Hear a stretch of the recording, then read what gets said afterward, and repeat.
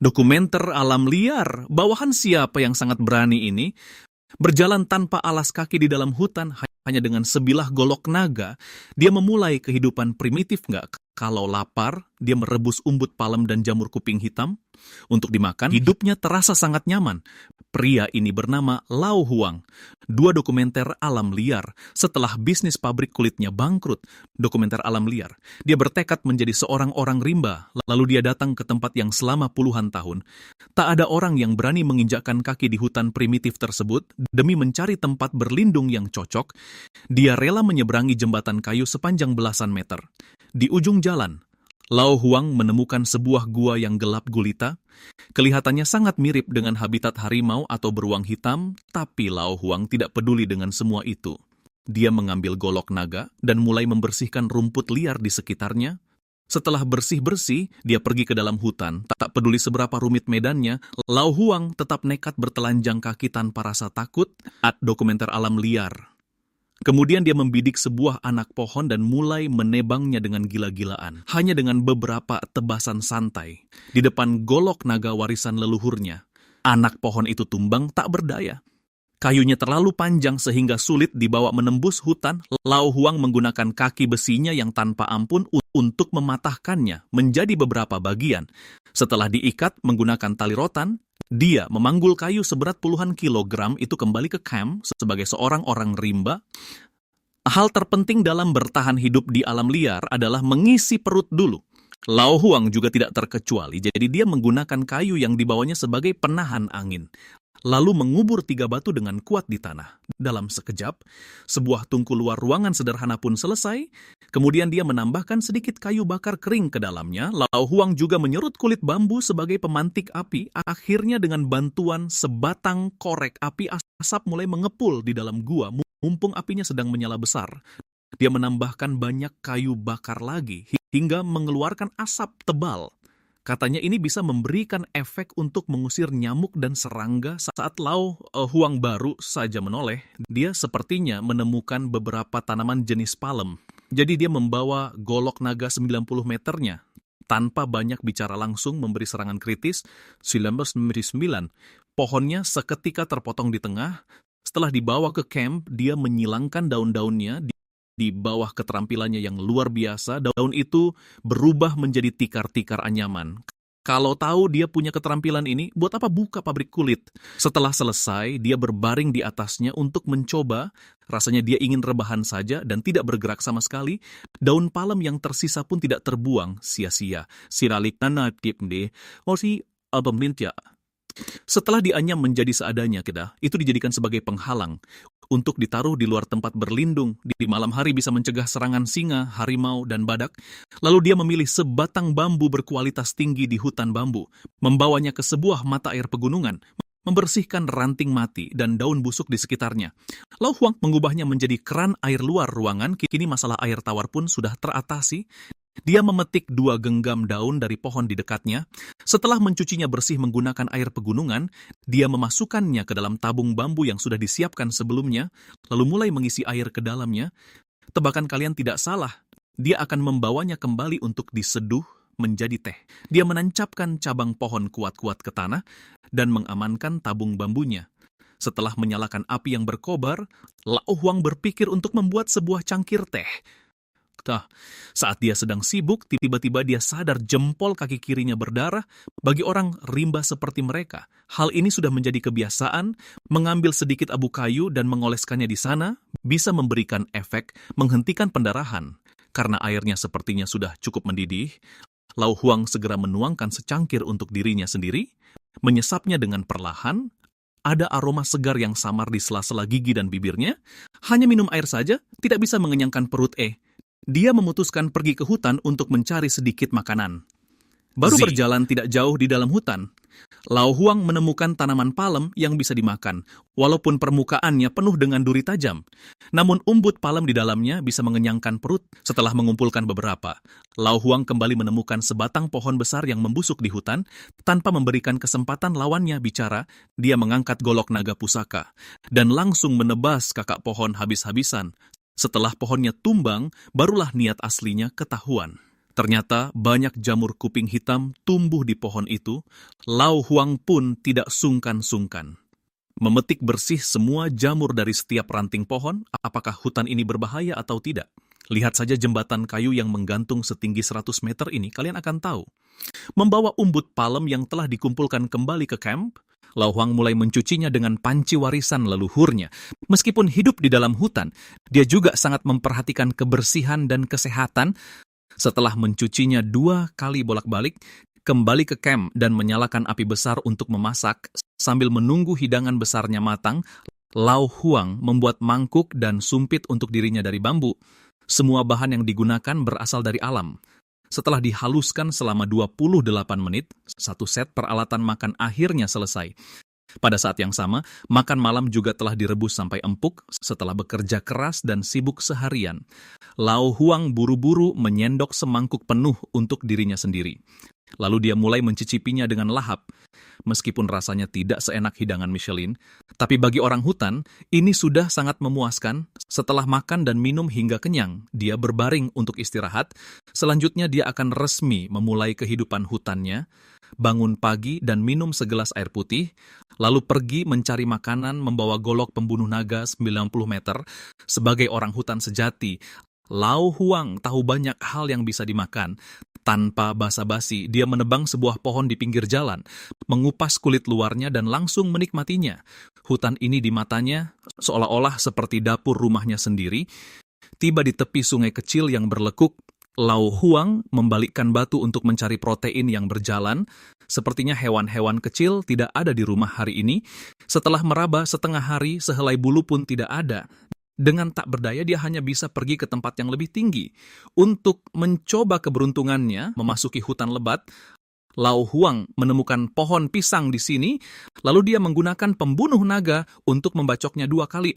Mana mungkin pohon besar bisa menahan serangan kritis 999? Akhirnya ia tumbang tanpa perlawanan, menyingkirkan cabang-cabang berlebih di bagian atas.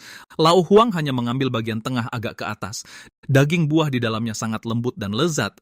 Sisanya ditinggalkan di tempatnya. Akhirnya menjadi nutrisi bagi alam.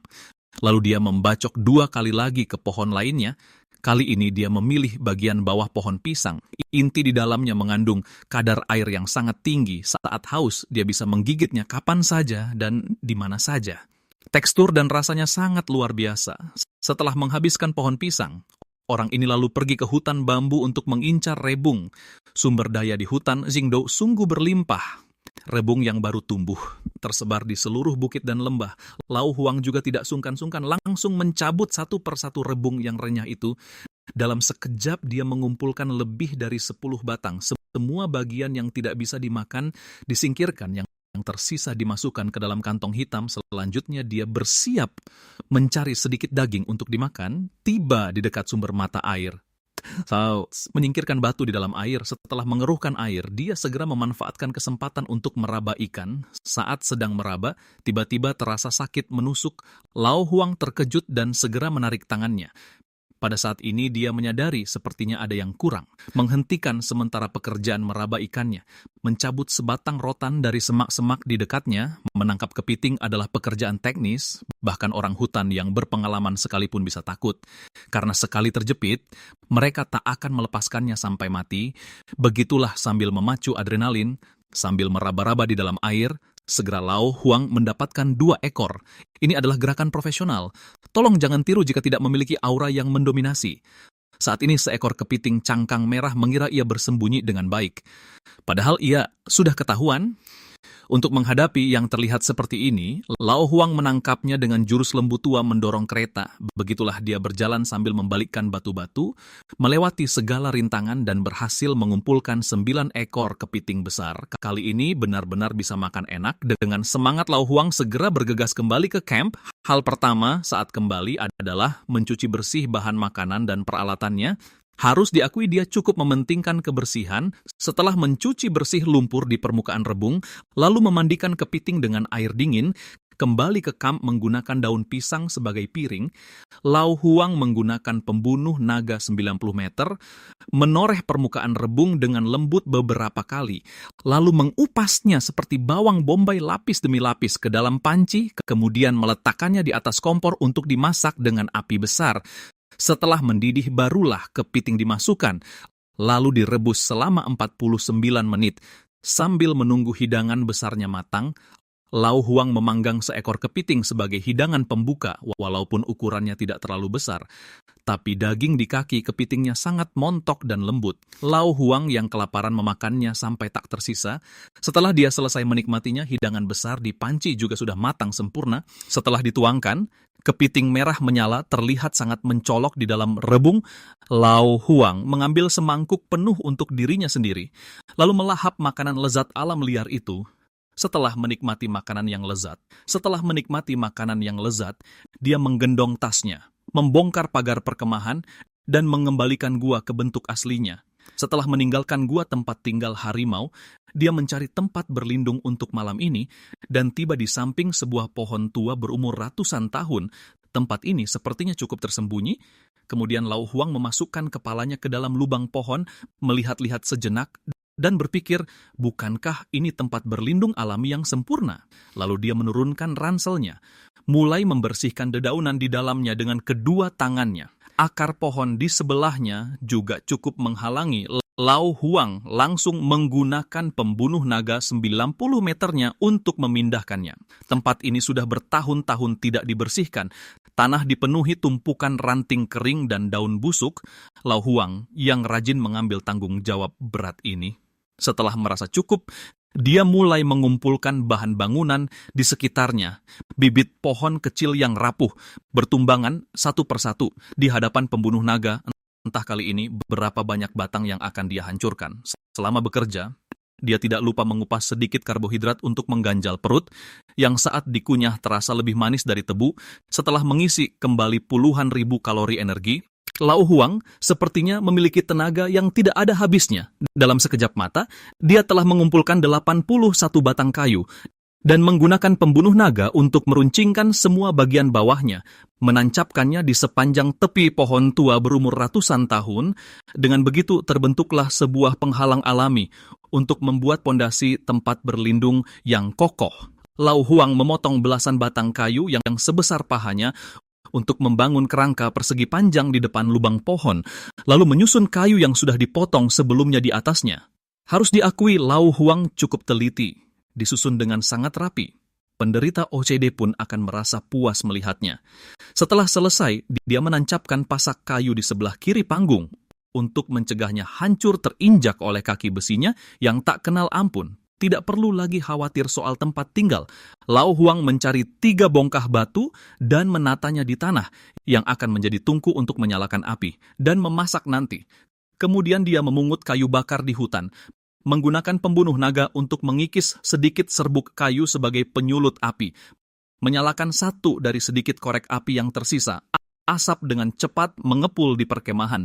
Melihat villa alam liar dengan satu kamar dan satu dapur telah selesai, Lau Huang merasa sangat lega. Namun selanjutnya dia harus mencari makanan terlebih dahulu. Hutan ini penuh dengan makanan di mana-mana. Inti pohon pisang adalah serat alami favoritnya. Hanya membutuhkan satu serangan kritis 9 dari pembunuh naga untuk bisa menebangnya dengan mudah. Pohon besar yang panjangnya belasan meter. Lau Huang hanya mengambil bagian pucuk pohonnya. Buah emas yang seukuran jagung, satu buah ini saja tidak cukup untuk mengganjal giginya. Dia menemukan pohon raksasa lain untuk dieksekusi. Ternyata di atasnya tumbuh banyak jamur kuping, nutrisinya kaya dan teksturnya lembut, mampu memenuhi kebutuhan elemen jejak harian tubuh. Selama bisa dilihat oleh matanya, Lau Huang mengambil semuanya. Ada makanan saja tidak cukup, masih butuh siraman dari sumber kehidupan. Begitulah dia berjalan sambil mencari, akhirnya menemukannya di dalam sebuah lubang tersembunyi. Karena tidak yakin apakah sumber air itu aman, Lau Huang mengetukkan pembunuh naga beberapa kali di mulut lubang. Ada yang tahu apa maksudnya ini, sobat? Setelah memastikan tidak ada masalah, dia menggunakan kulit pohon pisang sebagai pipa dan membuat keran air luar ruangan untuk dirinya. Dia mencuci tangan dan kakinya yang kotor Dengan begitu, nanti dia tidak perlu menambahkan garam saat memasak hidangan besar. Kembali ke perkemahan, dia memasukkan jamur kuping yang baru dipetik ke dalam panci. Buah pisang diletakkan di atas kakinya untuk dibumbui sejenak, mengupas kulit luarnya yang tebal, dan hanya menyisakan bagian buah yang lembut. Demikianlah dia memasaknya selama 49 menit penuh, hingga aromanya memenuhi seluruh perkemahan. Barulah hidangan besar ini benar-benar matang. Setelah kelaparan sepanjang hari melihat makanan dan peralatan makan yang hitam, legam, Lau Huang mengambil semangkuk penuh untuk dirinya sendiri. Seperti kata pepatah, kotor sedikit dimakan tidak bikin sakit. Begitulah, dia dengan cepat menghabiskan makanan besar ini. Setelah kenyang, dia membersihkan halaman rumahnya sampai bersih. Lau Huang berbaring di dalam lubang pohon untuk tidur memulihkan kesehatannya. Kehidupan sehari-hari ini sungguh membuat iri. Semenjak mengalami satu malam tinggal di lubang pohon, Lau Huang tidak sabar membersihkan tempat itu sejak pagi. Untuk mencegah percikan api menyala kembali, dia menggunakan lumpur untuk mengubur abu kayu dan rumput, lalu memasukkan panci masak warisan leluhurnya ke dalam karung hitam. Sambil mengambil pembunuh naga, Lau Huang bersiap membangun rumahnya sendiri di hutan. Tiba di lokasi yang dekat dengan sumber air, dia menggantung tas punggungnya, dan langsung memulai proyek besar pembangunan di alam liar. Menggunakan pembunuh naga sepanjang 90 meter untuk menyerang saudara pohon dengan gila-gilaan. Begitu saja, pohon raksasa yang telah tumbuh selama puluhan tahun dengan cepat dibelah dua oleh Lau Huang.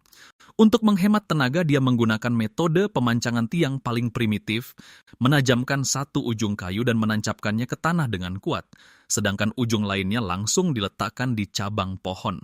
Merasa belum cukup kokoh, dia memukulnya lagi dengan kuat menggunakan palu hautian, sampai bisa menahan berat badannya sendiri, barulah dia merasa puas. Setelah fondasi selesai, dia mengincar saudara bambu di sekitarnya. Di alam liar, ini adalah bahan bangunan kelas atas. Merasa bolak-balik mengangkutnya, membuang waktu dan tenaga, Lau Huang sekaligus menebang puluhan batang dan membawanya kembali ke camp. Harus diakui, kemampuannya berjalan secepat kilat ini hanya bisa dilakukan oleh manusia hutan sejati. Kemudian, dia menggunakan sebatang kayu untuk mengukur panjang yang diinginkan.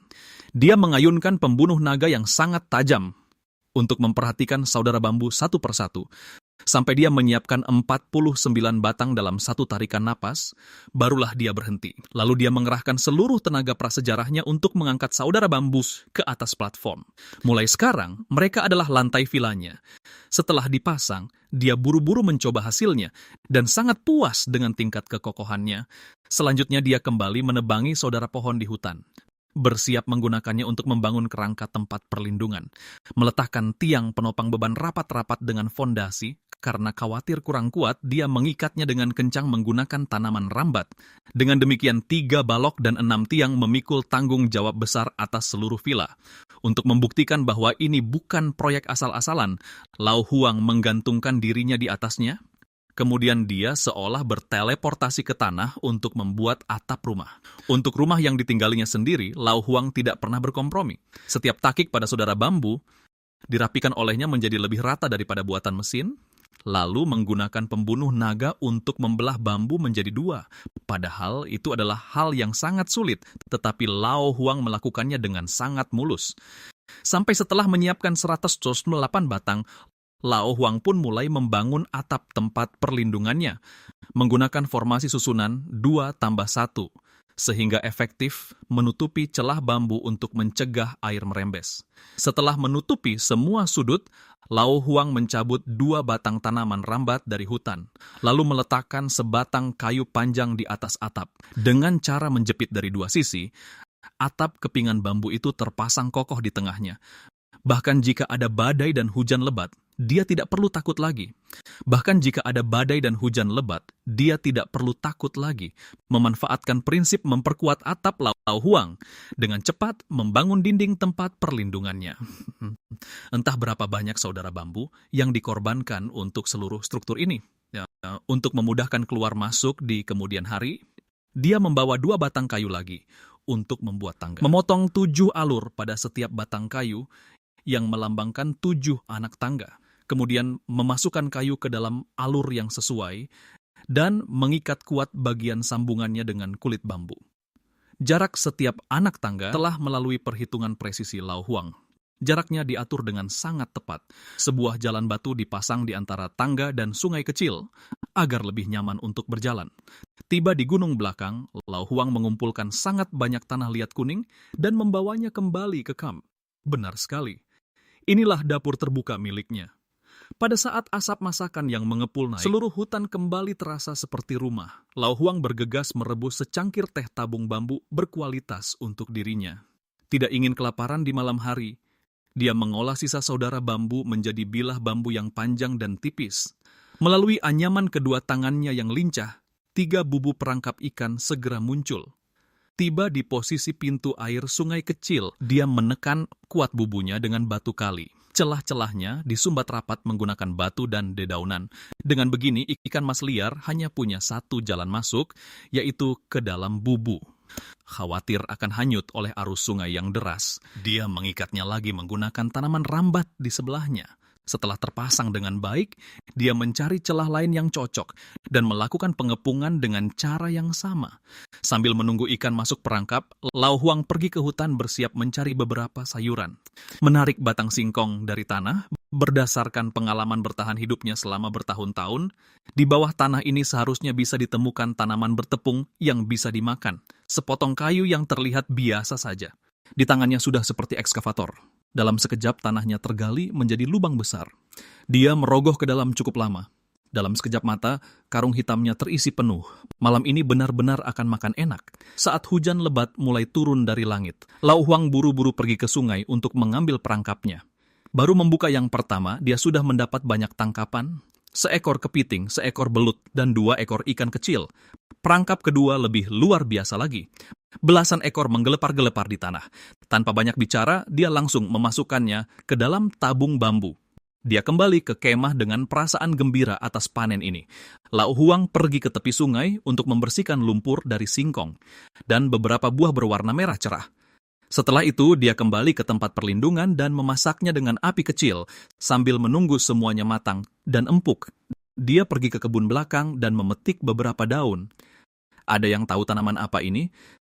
Silakan tinggalkan pesan di kolom komentar. Lalu dia membuat beberapa tusuk sate dari bambu. Dia menusuk belut dan ikan-ikan kecil yang baru ditangkap menjadi satu. Setelah dibawa ke kemah, dia memanggangnya dengan api arang, sampai permukaannya terlihat sedikit gosong.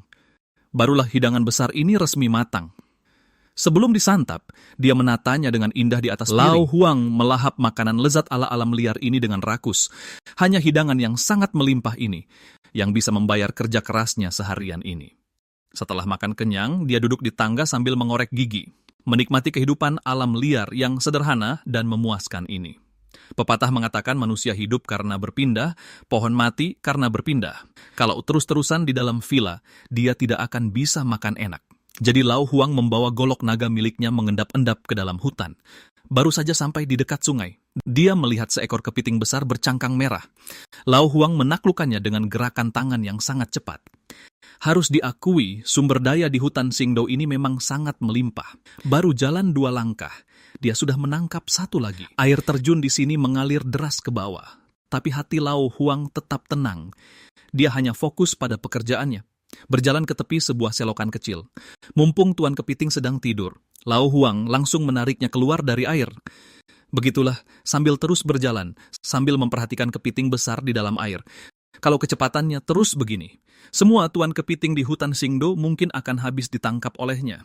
Tentu saja serat alami yang bisa dimakan juga tidak dilewatkan oleh Lau Huang. Rebung bambu yang baru muncul langsung dipotong dengan golok naganya.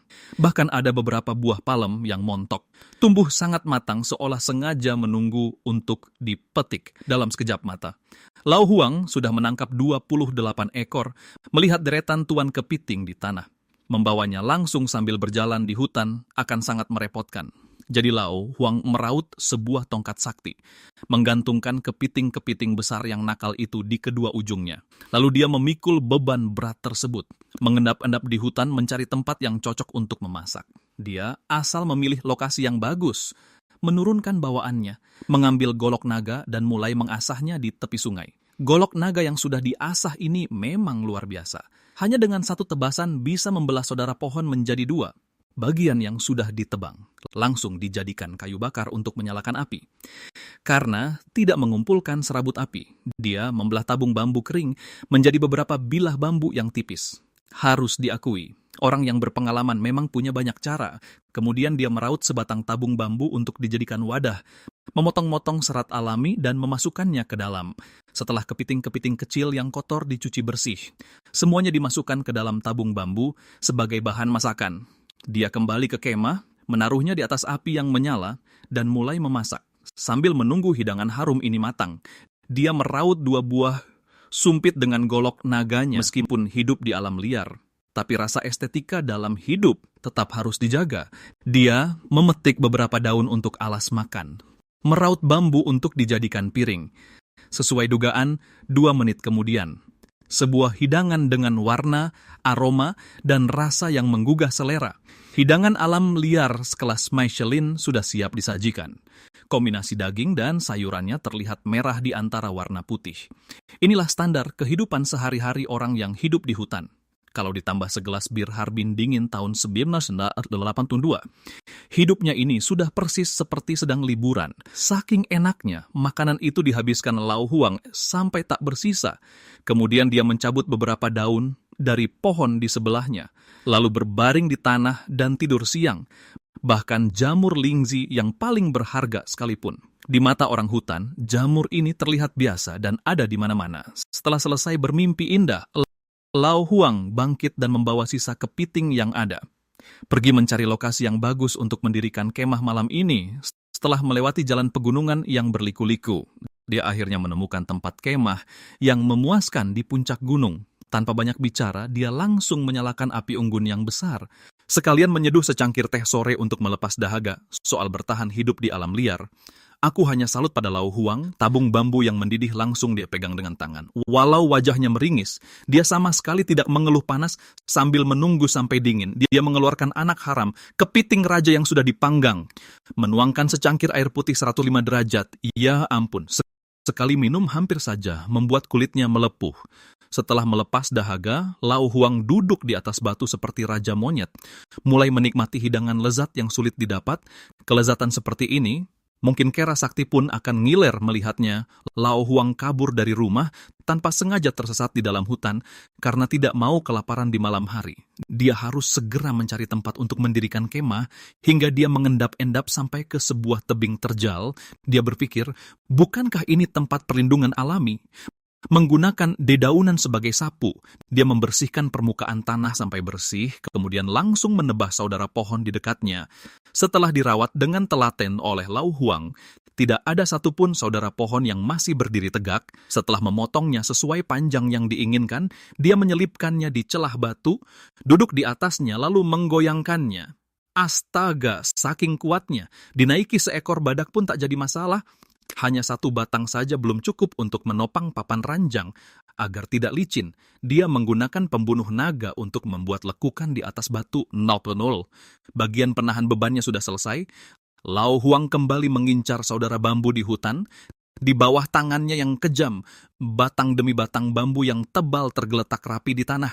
Bekerja asal-asalan, bukanlah gaya Lau Huang. Setiap potongan bambu harus dipastikan sangat presisi. Sifat perfeksionisnya ini menyembuhkan Ocedeku yang sudah bertahun-tahun, kemudian menyusunnya di atas kayu dan mengikatnya kuat-kuat dengan tali bambu. Khawatir tidurnya tidak nyaman di malam hari, Lau Huang mengambil beberapa daun palem sebagai alas.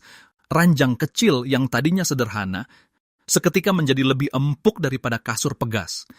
Lalu Lau Huang menggunakan pembunuh naga sebagai linggis, mulai mengincar batu-batu di tebing. Benar-benar khawatir tenaganya terlalu kuat, nanti dia malah tertimpa gunung 5 jari. Begitulah dia mengumpulkan puluhan batu serpih dengan rapi dari saudara pohon di sebelahnya. Mengambil sepotong kayu untuk dijadikan cangkul. Lau Huang menggali tanah dengan beringas bagai ekskavator. Setelah tanahnya cukup gembur, sesuai keinginannya dia menumpuk batu serpih yang dibawanya satu persatu. Sepertinya dia sering bermain Tetris saat waktu luang. Hanya dalam waktu singkat, dia dengan mudah membangun tungku yang bagus. Harus kuakui keterampilan ini sulit dikuasai tanpa latihan puluhan tahun. Khawatir dapurnya terlalu kecil untuk memamerkan keahlian memasaknya, Lau Huang melebarkan lereng di belakangnya, memasukkan pasak kayu untuk mengamankan rangkanya. Batu serpih disusun rapat satu sama lain, membentuk permukaan datar yang sempurna. Setelah selesai membangun markas utama, dia pergi ke dapur alam untuk mencari makanan. Hutan Qingdou sama sekali tidak kekurangan sayuran. Lao Huang memutuskan untuk makan daging dulu, maka di jalur yang sering dilewati tikus gunung, dia memasang banyak perangkap. Sambil menunggu tikus itu masuk perangkap, dia menemukan pohon palem yang sudah membusuk. Ini adalah tempat yang menyimpan banyak protein.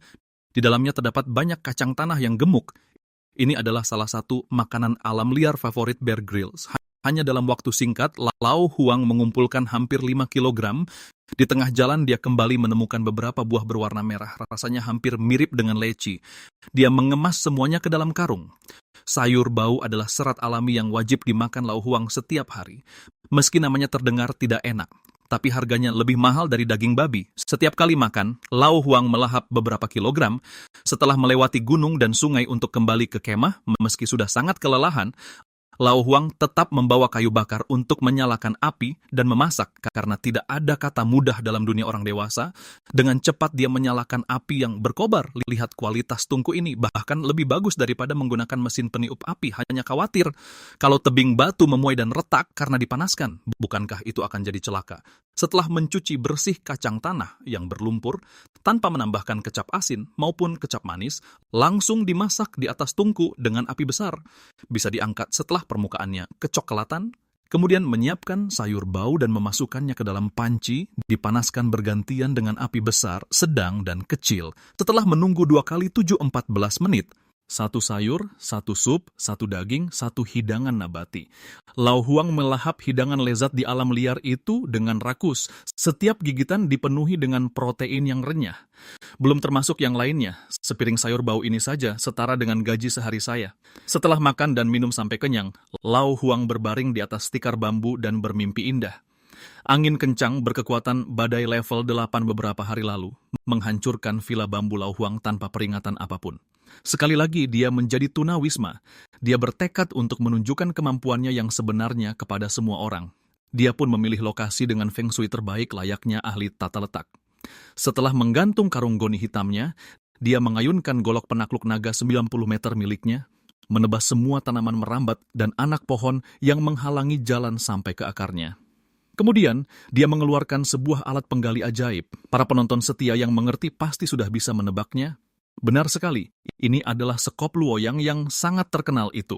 Bertahan hidup di hutan Qingdou selama 365 hari, ini pertama kalinya melihat Lao Huang melakukan perombakan besar-besaran. Dengan bantuan sekop luoyang ini, pekerjaan Lao Huang jauh lebih cepat daripada menggunakan ekskavator. Dalam satu tarikan napas, dia langsung menggali 6 lubang di tanah. Dia menemukan sebatang saudara pohon di tepi tebing. Dia menaikinya dan memberikan serangan fisik bertubi-tubi. Belum pernah mengalami hal seperti ini sebelumnya, hanya dengan beberapa pukulan keras, saudara pohon yang kewalahan itu pun tumbang. Lalu dia memanggulnya ke kemah untuk dijadikan pilar utama bangunan ini. Selanjutnya, dia mengumpulkan 81 batang kayu dari dalam hutan yang paling panjang dan tebal, dimasukkan ke dalam lubang yang telah digali sebelumnya. Lalu dikubur kembali menggunakan tanah hingga tertutup rapat. Karena khawatir ular, serangga, tikus, atau semut lokal naik ke atas rumah, dia tetap menggunakan desain rumah panggung. Untuk menghindari ketidakseimbangan beban atas bawah, tiang penyangga di kedua ujungnya diperkuat lagi dengan 1 tiang kayu tambahan. Sekaligus memadatkannya menggunakan teknik palu yang sangat kuat. Setelah mengencangkan balok melintang di atasnya, dia membawa 49 batang kayu dan menyusunnya di atas. Meskipun terlihat tidak rata, mampu menahan beban 2 ekor badak pun bukan masalah. Dengan demikian, 3 balok dan 6 pilar menopang seluruh villa besar ini.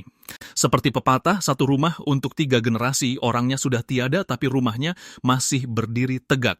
Atap yang kokoh itu sangat penting. Diikat kencang ke balok menggunakan anyaman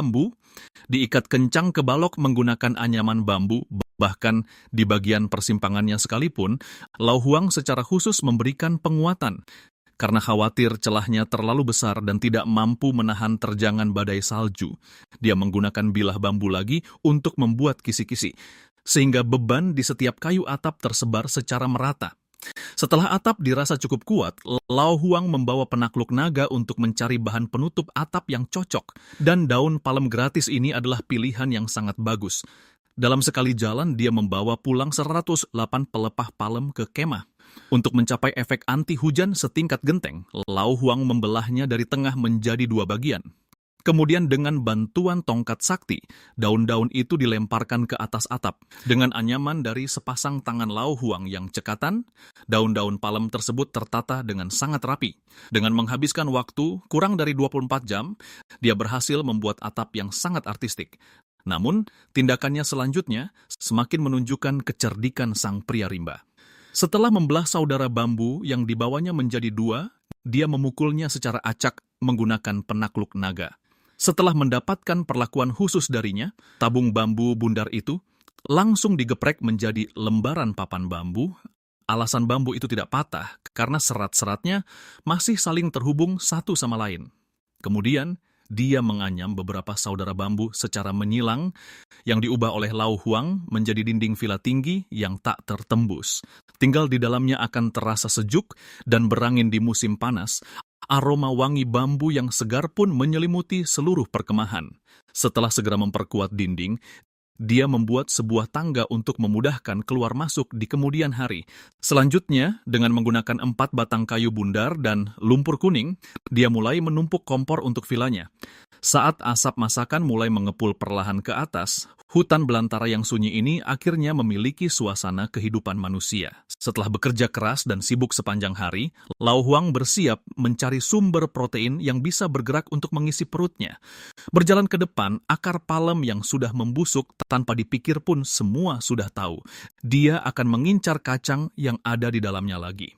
Di bawah serangan kuat 999 dari penakluk naga, tidak ada satupun yang bisa lolos dari cengkeramannya. Setelah terbiasa makan ikan besar dan daging, makanan pembuka ini bahkan tidak cukup untuk diselipkan di giginya. Maka dia diam-diam melanjutkan pencariannya di dalam lembah. Seiring adegan berganti, tiba-tiba ada joran pancing bambu muncul di tangannya. Tepat sekali, di masa mudanya, Lao Huang pernah menjadi seorang pecinta memancing. Berpegang teguh pada prinsip pemancing sejati yang pantang pulang dengan tangan kosong. Sepertinya ikan mas liar di sini akan terkena musibah Ata Huang Ye. Baru saja dia selesai bicara At Huang Ye, langsung ada seekor ikan ceroboh yang memakan umpannya Ata Huang Ye. Saat keberuntungan seseorang datang, tidak ada yang bisa menghentikannya. Dalam sekejap mata, 4 atau 5 ikan karper krusia liar berebut memakan umpan. Dengan pengalaman memancing lebih dari 20 tahun, dia tidak pernah hanya mengandalkan satu tempat saja. Biasanya dia akan memancing di bagian hulu, tengah, dan hilir secara merata. Setelah merasa cukup untuk membuat perut terisi 70%, At Huang Ye, Lao Huang kembali ke kubangan lumpur untuk menangkap ikan akan Huang Ye. Belut yang paling licik sekalipun tidak akan bisa lolos saat bertemu dengannya. Dalam waktu singkat Ahade Huang Ye bambuya, dia baru kembali setelah tabung bambunya sudah tidak muat lagi. Geshet Huang Ye kembali ke camp dan menyalakan api yang berkobar, menggunakan pembunuh naga untuk meraut beberapa tusukan bambu. Setelah membersihkan hewan-hewan kecil itu dengan sangat bersih At Huang Ye, Lao Huang tidak sabar untuk memasak pesta besar, memanggangnya hingga bagian luar dan dalamnya gosong, lalu diletakkan di atas daun pisang dengan penataan yang indah. Yuan Ye, Lao Huang dengan lahap menikmati makanan lezat dari alam liar itu. Daging ikan yang segar dan lembut berpadu dengan aroma kayu bakar. Hanya bisa digambarkan dengan satu kata. Sangat lezat, begitu lezatnya sampai tidak ada sisa tulang sedikit pun.